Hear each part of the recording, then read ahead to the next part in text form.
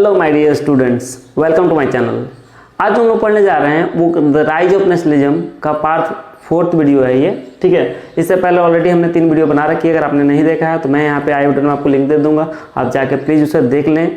और आज जो हम लोग पढ़ने जा रहे हैं वो मैंने 2 टॉपिक के बारे में पढ़ेंगे। ये पहला टॉपिक है the romantic imagination and national feeling, and दूसरा टॉपिक आपका hunger, hardship and popular revolt. ठीक है, इसके बारे में हम लोग पढ़ेंगे। तो सबसे पहले समझेंगे कि जो हमने पिछले वीडियो में पढ़ रखा था वो क्या पढ़ रखा था। तो हमने पढ़ा था पिछले वीडियोज में, तो सबसे पहले जो मैं पार्ट 1 का बात करूँ तो French revolution and making of nation पढ़ा था। फिर दूसरे टाइप में मेकिंग ऑफ नेशनलिज्म पढ़ा था। लास्ट जो हमने पढ़ा था वो द एज ऑफ रेवोल्यूशन पढ़ा था, एज ऑफ रेवोल्यूशन। और उसमें हमने बात की थी कि मेनली उस एज में कौन कौन से कंट्री थे वो मोनार्की से कॉन्स्टिट्यूशनल मोनार्की या रिपब्लिक कंट्री में कन्वर्ट हुए थे। ठीक है, आगे जो मेरा नेक्स्ट टॉपिक है वो है the romantic imagination and national feeling. तो सबसे पहले समझेंगे कि रोमांटिक इमेजिनेशन क्या है। तो रोमांटिक का मतलब क्या होता है। तो रोमांटिक जब हम लोग बात करते हैं तो लगता है कि कोई मूवी है रोमांटिक, ठीक है, जिसमें एक हीरो है, एक हीरोइन है, उनका लव सीन चल रहा है, वो रोमांटिक। तो यहाँ पे वो रोमांटिक नहीं है। ठीक है, रोमांटिक का मतलब वही नहीं होता है। रोमांटिक का मतलब होता है कि लव फॉर एनीवन, ठीक है, लव फॉर एनीबॉडी या फिर एनीथिंग, किसी चीज़ के लिए प्यार जो है आपका, उसी को हम लोग रोमांटिक बोलते हैं। रोमांटिक का मतलब होता है कि किसी से प्रेम करना, ठीक है, चाहे वो वस्तु हो सकता है, व्यक्ति हो सकता है, पशु हो सकता है, कुछ भी हो सकता है। तो यहाँ पे रोमांटिक इमेजिनेशन क्या था और नेशनल फीलिंग क्या था, तो मैंने यहाँ पे कुछ 2 पॉइंट लिखे हुए हैं और ये आपके एनसीईआरटी के ही पॉइंट है। मैंने थोड़ा सा इसका जूस निकाल कर यहाँ पर रखने की कोशिश की है, मतलब थोड़ा सा पॉइंट दिया हमने और ये आपका मेन पॉइंट है। इसके अलावा आपको बुक पढ़ना है ताकि आपको सारी चीज़ें क्लियर हो जाए। तो सबसे पहले समझिए कि रोमांटिक इमेजिनेशन क्या था।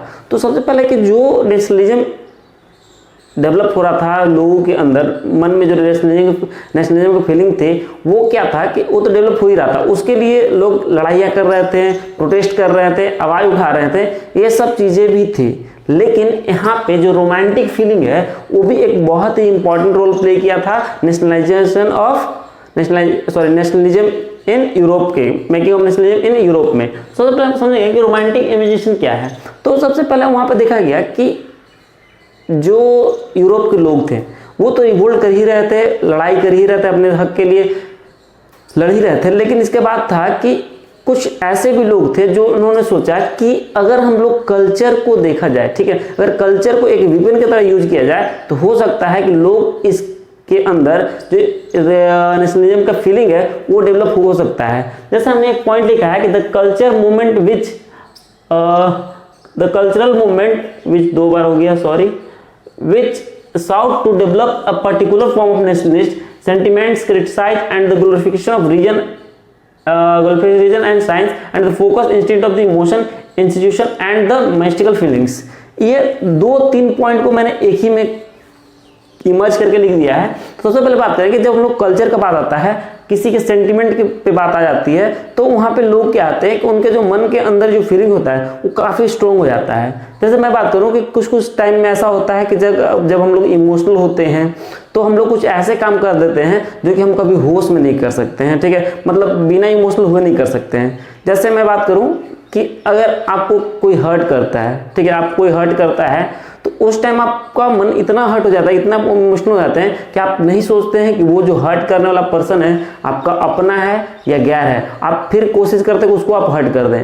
या फिर ऐसा भी हो सकता है कि कभी कोई आपको इमोशनली ऐसे कर दे, मतलब बहुत ज़्यादा हैप्पी कर दे और उस आपसे कुछ चीज़ मांग ले तो आप उसको ना कर नहीं कर पाते हो। अगर कोई आपका फ्रेंड है और आपको इमोशनली समझा रहा है या फिर इमोशनली बहुत ही हेल्प करता है तो आप क्या करते हो, उसके लिए कुछ भी करने को तैयार हो जाते हैं। तो ऐसा ये किसका पावर है, ये आपका इमोशनल के लिए, इमोशन का, ठीक है। अगर इमोशन का यूज करें तो हम लोग बहुत जगह पे किसी से बहुत कुछ करवा सकते हैं, ठीक है। जैसे आप देख सकते हैं कि कुछ एड्स भी जो होते हैं, ऐड जो टीवी पे ऐड आता है, ठीक है, उसमें भी कुछ इमोशन का यूज किया जाता है। इमोशन का यूज क्यों किया जाता है, ताकि लोगों के अंदर एक फीलिंग आ सके और वो प्रोडक्ट को लोग खरीद सकें, ठीक है। जैसे कुछ आप लोगों ने देखा होगा, क्या है कि कुछ माँ के हाथ का ऐसा करके कुछ ऐड आता है, जैसे कि कुछ आप ऑयल का दे देखें तो बोलेगा कि स्वाद जैसा माँ के हाथ का, इस टाइप का। तो माँ से यहाँ पे क्या सेंटीमेंट जोड़ रहा है, और सेंटीमेंट जोड़कर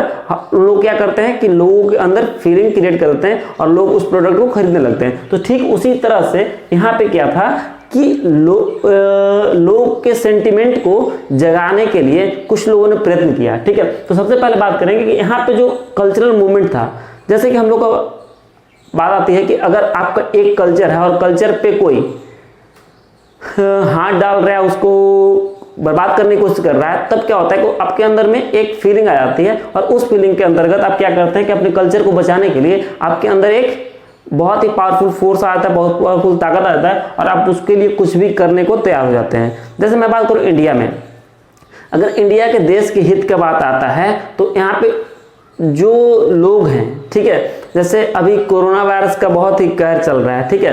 तो यहाँ पे पहले क्या होता था कि जो लोग थे इंडिया में, अलग अलग धर्म, अलग अलग समुदाय के आपस में लड़ते रहते थे, या फिर उनके बीच में एक तनाव हो रहता था। लेकिन यहाँ पे कोरोना जो है वो देश में, पूरे देश को चपेट में ले रहा है। तो यहाँ पे जो लोग हैं वो एकजुट हो जा रहे हैं और इससे लड़ने के लिए अपना प्रयत्न कर रहे हैं। ठीक उसी तरह से एक और एग्जाम्पल लेते हैं कि अगर आपके गांव में कोई बाहर का आदमी आ जाए और उस गांव को कब्जा करने, या गांव या शहर कुछ भी हो सकता है, उसको कब्जा करने की कोशिश करे, हो सकता है कि गांव वाले आपस में लड़ रहे होंगे, लेकिन जब वो फॉरेन पावर आएगा, बाहर से पावर आएगा उसको कंट्रोल करने के लिए, तो लोग वहां पे आपको इमोशनल करेंगे, या फिर आपका इमोशन उससे जुड़ जाएगा। बोला जाएगा आपको कि आपका ये गाँव है और ये हमारा गाँव है, हमको इसे बर्बाद नहीं होने दे, तो वहां पे हमारा वाला फीलिंग आ जाता है। तो सेम उसी टाइप का चीज यहाँ पे था। अब बात हो रहा है कि जब आपको इमोशनल होते हैं तो आप वहां पे रीजन और साइंस को नहीं देखते, उसको भूल जाते हैं।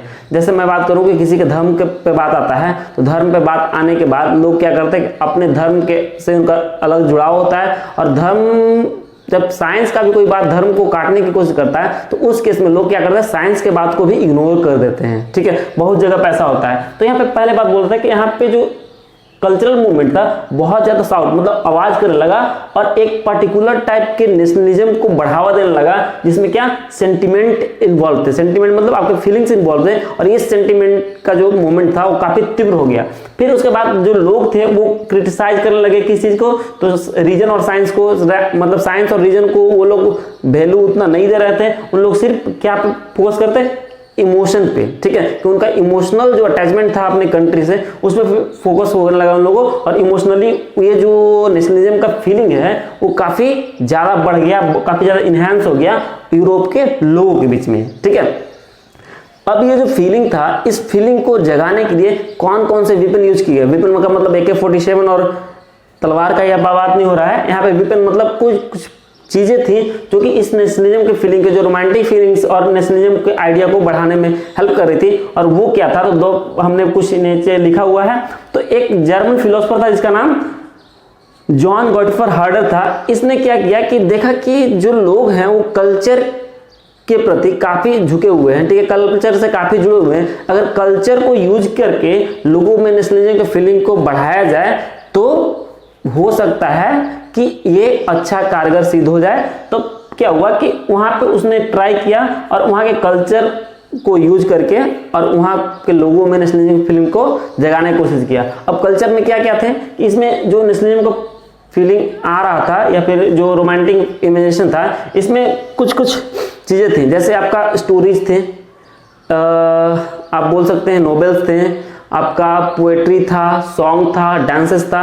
ये सब चीजें जो हैं वो यूज करके लोग, वहां के लोगों के अंदर नेशनलिज्म का फीलिंग को जनरेट किया जा रहा था, या उसको इनहेंस मतलब बढ़ाया जा रहा था, ठीक है। यहाँ पर हमने लिखा है German philosopher Jonathan Gottfried Herder try to discover a culture among the people through the folk song, folk poetry and folk dances, ठीक है। तो यहाँ पे जो जर्मन फिलोसोफर था इसने फोक सॉन्ग, फोक डांसेस और फोक पोएट्री के द्वारा इसके नेशनलिज्म के फीलिंग को जगाने की कोशिश की। अब ये पोएट्री, ये सॉन्ग, ये डांसेस, ये क्यों लोगों के अंदर क्रिएट कर रहे थे नेशनल फीलिंग को, ठीक है।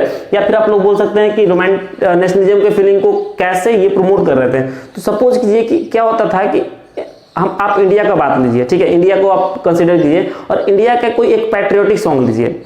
अब कुछ ऐसा पेट्रोटिक सॉन्ग होता है, उसमें हम लोग क्या करते हैं कि देखते हैं कि उसमें कुछ चीज बताई होती है, और वो क्या चीज बताई होती है, तो हो सकता है कि आपके कंट्री को आजाद करने में कितने लोगों के प्राण गई, ये सब मेंशन हो सकता है कि आपका कंट्री बहुत अच्छा है इसलिए सबको प्रोटेक्ट करना चाहिए। जैसे एक गाना है पेट्रियोटिक सॉन्ग जिसमें ऐ मेरे वतन के लोगों जरा आंख में भर लो पानी, कुछ याद हो, सॉरी क्या था ये, मेरे वतन के लोगों जरा आंख में भर लो पानी, ऐसा करके कुछ था ना, हमको गाना याद नहीं आ रहा है, सॉरी। हाँ, जो शहीद हुए उनके, ऐसा करके कुछ गाना था, सॉरी हमको याद नहीं आ रहा वो गाना। तो उसमें क्या होता है कि उस सॉन्ग में बताया जाता है कि कितने जो महान पुरुष थे, हमारे जो ग्रेट पर्सन थे हमारे कंट्री के, वो इस आज़ादी की लड़ाई में सब अपना प्राण दे दिए, अपनी जान तक गवा दिए।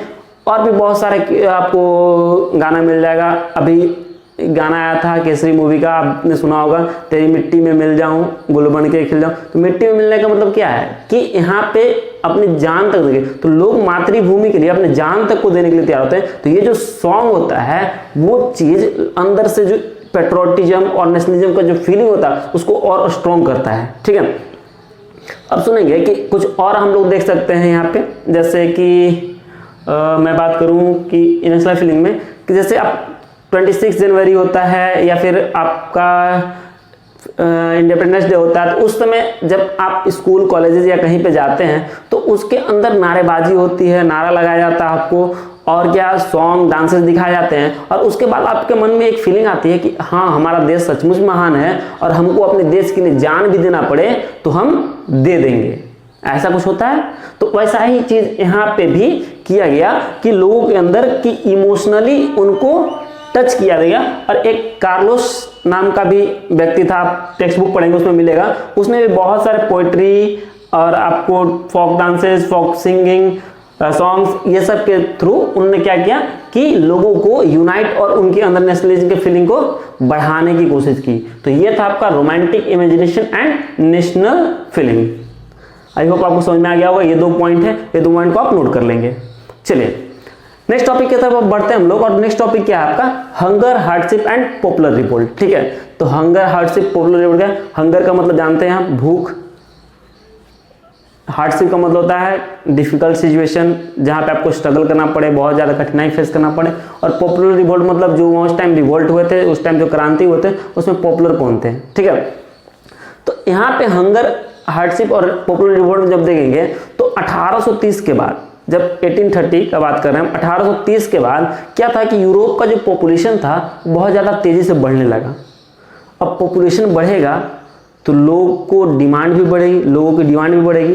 तो क्या हुआ कि सबसे पहले जो पॉपुलेशन बढ़ने लगा तो वहाँ पे बहुत ज़्यादा अनएम्प्लॉयमेंट हो गया। ठीक है, वहाँ पे बेरोजगारी फैल गई, लोग का नंबर ज़्यादा हो गया, जॉब कम थे। तो सबसे पहले यहाँ पे पहले पॉइंट लिखा है कि in most country there were the more seekers of jobs. बोलता है क्या कि सारे कंट्री में वहाँ पे जॉब को पाने वाले बहुत लोग हो गए, लेकिन जॉब जो थी बहुत कम थी। इसके वजह से काफ़ी वहाँ पे बेरोजगारी फैल गई। ठीक है, फिर अगर बात करें कि जब बेरोजगारी फैल गई, आपको हमने बताया था कि वहाँ पे इंडस्ट्रियलाइजेशन भी शुरू हो गया था। तो लोग जो थे, जो गांव के लोग थे, वो क्या कर रहे थे कि जॉब को पाने के लिए वो गांव से शहर की तरफ मूव कर रहे थे। ठीक है, वो विलेज टू सिटी मूव कर रहे थे ताकि उनको कुछ एम्प्लॉयमेंट मिल जाए और अपना वो आजीविका चला सके। अपने लाइवलीहुड को चलाने के लिए कुछ जॉब की सर्च में वो रूरल पीपल किधर सिटी की तरफ माइग्रेट करने लगे, सिटी की तरफ शिफ्ट करने लगे। और सिटी की तरफ शिफ्ट करने लगे तो क्या हुआ कि वहाँ के जो सिटी थी, जो भी कंट्रीज थे, वहाँ के जो सिटी में काफ़ी क्राउडेड हो गया। ठीक है, वहाँ पे भीड़ भाड़ हो गई। अब भीड़ भाड़ हो गई तो वहाँ पे रहने के लिए लोगों के पास जगह नहीं थे। जो गाँव से लोग जा रहे थे वो उनके लिए तो उनका तो वहाँ घर नहीं था, या हो सकता है वो रेंट पे रहते हैं तो रेंट के लिए सब लोग को देने के लिए वहाँ पे घर नहीं था। तो क्या हुआ कि जो कुछ रूरल लोग थे वहाँ पे आसपास के शहरों के बीच, शहरों के किनारे अपना एक स्लम झोपड़ी लगाकर रहना स्टार्ट कर दिए, जो कि शहर को देखने में काफ़ी बदसूरत बनाता था। तो वहाँ पे बहुत सारे स्लम लग गए, मतलब स्लम एरिया क्रिएट हो गए। क्यों? क्योंकि पॉपुलेशन बढ़ा तो अनएम्प्लॉयमेंट बढ़ा तो लोग रूरल सेक्टर से वो सिटीज की तरफ मूव करना स्टार्ट कर दिए। ठीक है, तो अब बात हुआ कि जब पॉपुलेशन बढ़ गया, अनएम्प्लॉयमेंट बढ़ गया, तो क्या होगा कि लोगों को डिमांड बढ़ गए। तो यहाँ पे सबसे बड़ा जो बात हुआ वो ये हुआ कि वहाँ के कंट्रीज में फूड का जो प्राइसेस था वो इंक्रीज करने लगा। वो ऊपर चलने लगा, ठीक है, ऊपर जाने लगा। ऐसा क्यों हुआ? तो ऐसे कारण थे, दो कारण थे ऐसा होने के, कि क्यों फूड का जो प्राइस था वो बढ़ गया। तो फूड के प्राइस को बढ़ने के पीछे दो कारण थे। पहली बात था कि वहाँ का पॉपुलेशन एक्सप्लोजन, बहुत ज़्यादा पॉपुलेशन बढ़ रहा था, पहली बात, क्योंकि पॉपुलेशन ज़्यादा है और जो प्रोडक्शन है उसमें कोई ज़्यादा खास बढ़ोतरी नहीं हुई है, वो बढ़ा नहीं है। और दूसरी बात क्या था कि एक बार ऐसा भी हुआ था फूड प्राइस और प्राइसेस, और दूसरी बात था कि एक साल ऐसा हुआ था कि वहाँ का जो फसल हुआ वो अच्छा नहीं हुआ, मतलब फसल में कुछ प्रोडक्शन अच्छा नहीं हो पाया, जिसकी वजह से फूड का प्राइस और बढ़ने लगा। तो पहले बात क्या कहना कि पहले जॉब सीकर्स ज़्यादा हो गए, एम्प्लॉयमेंट कम था, लोग गांव से शहरों की तरफ मूव कर रहे थे। और तीसरी बात कि जो फूड के प्राइसेस थे वो बढ़ने लगी, मतलब जो खाने की सामग्री थी वो बढ़ने लगी। आपने फ्रेंच रेवोल्यूशन में भी देखा था क्या कि जो ब्रेड का प्राइस था वो बढ़ने लगा था, तो लोग सड़क पर उतर आए थे। तब क्या हुआ कि यहाँ पे जब ये चीज़ होने लगा तो लोगों में अफरा तफरी मच गई, बहुत ही लोग घबरा गए। और घबराने के बाद क्या हुआ कि लोगों को अपनी ज़रूरत को पूरा करने के लिए वो सड़कों पर निकल गए, ठीक है। उससे पहले एक चीज़ और हुआ था कि जो 1830 के बाद जब फ्रांस में लुइस फिलिप नाम का एक शासक आया था और जो उसको रूल किया करता था, मैंने पिछले वीडियो में बात की थी, तो वहाँ पे लोग जो थे वो उस टाइम के गवर्नमेंट से काफ़ी असंतुष्ट रहने लगे, वो सेटिस्फाइड नहीं थे। और सेटिस्फाइड नहीं होने के कारण क्या किया गया कि इस लुइस फिलिप को हटा दिया गया, मतलब हटाया नहीं गया, लुइस फिलिप को फोर्स किया गया और फोर्स करके उसको जो नेशनल असेंबली था जो फ्रेंच रेवोल्यूशन के दौरान बना था फ्रांस में, उसके अंतर्गत क्या किया गया कि फ्रांस को एक कॉन्स्टिट्यूशन ड्राफ्ट कर दिया गया, एक कॉन्स्टिट्यूशन बनाकर दे दिया और उसी कॉन्स्टिट्यूशन के अंदर ये जो लुइस फिलिप है वो काम करेगा, ठीक है। अब क्या होता है थोड़ा सा देखिएगा और आगे कि इतना तो बात हो गया। अब जो लोग रोड पे निकल आए थे, तो रोड पे निकल आने के बाद क्या हुआ कि लोग वहां पे विद्रोह करने लगे, ठीक है। वहां पे काफी भगदड़ मच गई पूरे शहर में, पूरे जो यूरोपियन कंट्रीज तो वहां पे। अब ऐसा क्यों हुआ? तो ऐसे करने के पीछे कुछ और भी रीजन थे, ठीक है। कि रीजन क्या थे कि लोगों के पास एम्प्लॉयमेंट थे और ये जो बहुत ज्यादा लोग सड़क पे आ गए, इसके पीछे एक और कारण था जो कि मैंने लास्ट पॉइंट में लिखा था।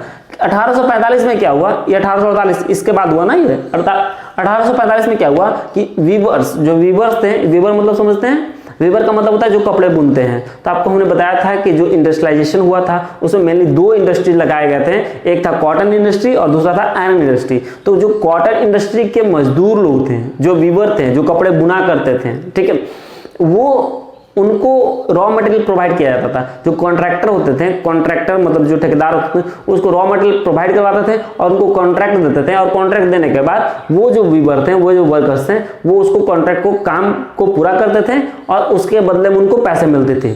अब क्या होता है कि जब पैसे मिलते थे तो इन्हों भी कॉन्ट्रैक्ट मिला और कॉन्ट्रैक्ट मिलने के बाद क्या था कि अनएम्प्लॉयमेंट बढ़ चुका था, फूड के प्राइस से बढ़ चुके थे। तो क्या किया कि यहाँ पे कॉन्ट्रैक्टर ने, जितने भी कॉन्ट्रैक्टर लोग थे, उन्होंने वीवर को बहुत कम पैसे दिए, लगभग आधे पैसे दिए, ठीक है। तो इस पे वीवर नाराज हो गए, उन्होंने काम पूरा किया और उनको पैसे आधे मिले। तो इस पे नाराज होने के पीछे कारण था कि उनको हाफ पेमेंट ही मिला था। अब हाफ पेमेंट मिलने के बाद वो डिमांड कर रहे थे कॉन्ट्रैक्टर से कि हमें और पेमेंट चाहिए, लेकिन कॉन्ट्रैक्टर जो थे उसको देने के लिए तैयार नहीं थे। तो जो वीवर्स का ग्रुप था वो रोड पे निकल आया और जो भी कॉन्ट्रैक्टर्स थे उनके घर को तोड़ फोड़ करना स्टार्ट कर दिया। घर में घुस गए, वहाँ के जो मैंसन्स थे, बंगलो थे, उसमें घुस गए। घुसने के बाद उनके जो सामान थे घर के, उसको तोड़ने फोड़ने लगे, फर्नीचर्स को तोड़ने लगे। अब ऐसा कुछ हो गया था कि ये जो चीज था हुआ था वो सिलिया में हुआ था, सिलिसिया, ठीक है। ये पोलैंड का एक पार्ट है, पोलैंड का एक जगह है सिलिसिया, वहीं हुआ था 1845 में। और सिलिसिया में ये जब हुआ तो वहाँ के कॉन्ट्रैक्टर वहाँ से भागने लगे, ठीक है। वहाँ पे जान बचाना मुश्किल हो गया और वहाँ पे भागने लगे। तो भागने के क्रम में कि जो शहर के आसपास गांव थे, ठीक है, वहाँ पे जाके इन लोग छुपने का, इन लोग रहने का कोशिश किया। लेकिन जो मेनली वीवर्स थे वो मेनली रूरल एरिया से ही आते थे। तो उनको पता चल गया था कि जो कॉन्ट्रैक्टर थे वो वीवर का पैसा नहीं दिए थे। तो उन गांव वालों ने ये डिसाइड किया कि इन कॉन्ट्रैक्टर को आश्रय हम नहीं देंगे, इनको रेसिडेंस नहीं देंगे, वहां पर नहीं रहने देंगे। तो फिर वहाँ से भी, गांव से भी कॉन्ट्रैक्टर को भगा दिया गया, और भगाने के बाद क्या हुआ कि कॉन्ट्रैक्टर जो थे वो कंट्री के आर्मी को लेके आता है, ठीक है, आर्मी को लेके आता है अपने प्रोटेक्शन के लिए। और आर्मी के लेके आने के बाद क्या होता है कि इन लोग के बीच में एक फाइट भी छिड़ता है जो वीवर और आर्मी है, और इसमें लगभग 9 वीवर्स का जो कपड़े बुनते थे उनकी जान भी जा चुकी है, तो उनकी हत्या की जाती है किनके द्वारा, तो जो आर्मी होते हैं उनके द्वारा, ठीक है। तो ये जो पॉपुलर रिवोल्ट था सिलिया का वो ये हुआ। तो हमने देखा क्या कि यहाँ पे हंगर, भूख बढ़ गई, हार्डशिप, लोगों को बहुत ज़्यादा मेहनत करनी पड़ी, और पॉपुलर रिवोल्ट जो सिलिया में हुआ था ये चीज़ हमने देखा, ठीक है। आगे जो हम लोग को देखेंगे नेक्स्ट वीडियो में, तो कुछ हम लोग को और रिवोल्ट्स देखने हैं, तो उसको हम लोग देखेंगे। कुछ लिबरल्स के रिवोल्ट्स भी देखना है हमको। तो आज के लिए बस इतना ही, ठीक है। मौसम कुछ अच्छा है नहीं, लाइटिंग सही है नहीं, और देखते हैं हम लोग नेक्स्ट वीडियो। जल्दी कोशिश करूंगा कि मैं इसका नेक्स्ट पार्ट बनाऊँ, 5 पार्ट, ठीक है। तो अगर वीडियो अच्छा लगा हो तो इसको लाइक कर दें, चैनल को सब्सक्राइब कर दें, जितना हो सके अपने फ्रेंड में शेयर करें।